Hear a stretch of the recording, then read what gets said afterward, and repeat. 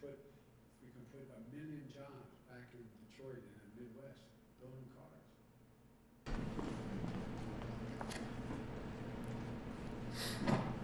Travel in my mind is synonymous with growth, with adventure, even love, so much so that I proposed to my husband, Chasten, in an airport terminal.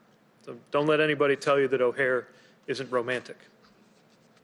And I want to take this chance to thank Chasten for everything that he gives and everything that he sacrifices to support me in public service. That will create jobs, rise to the climate challenge, and I'm also mindful that the eyes of history are on this appointment, knowing that this is the first time an American president has ever sent an openly LGBTQ cabinet member to the Senate for confirmation. I can remember watching the news, 17 years old in Indiana, seeing a story about an appointee of President Clinton named to be an ambassador, attacked and denied a vote in the Senate because he was gay, ultimately able to serve only by a recess appointment. At the time, I had no aspirations of being appointed by a president to anything. At that age, I was hoping to be an airline pilot. And I was a long way from coming out, even to myself, but still, I watched that story.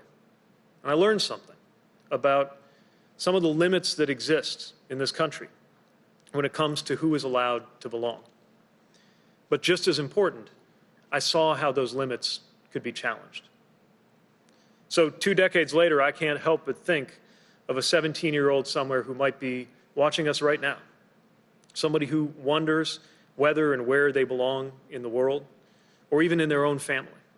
And I'm thinking about the message that today's announcement is sending to them. In the developed world, when it comes to our roads and bridges, I've also had a personal love of transportation ever since childhood. More than once, as a college student, I would convince a friend to travel nearly 1,000 miles back to Indiana with me on Amtrak.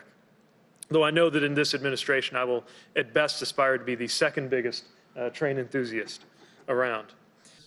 Left, right, and center, urban and rural, communities of color, tribal nations. Americans expect us to see to it that the idea of an infrastructure week is associated with results and never again a media punchline.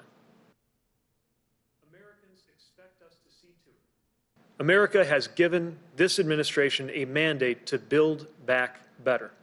And step one in building back better, literally, is to build.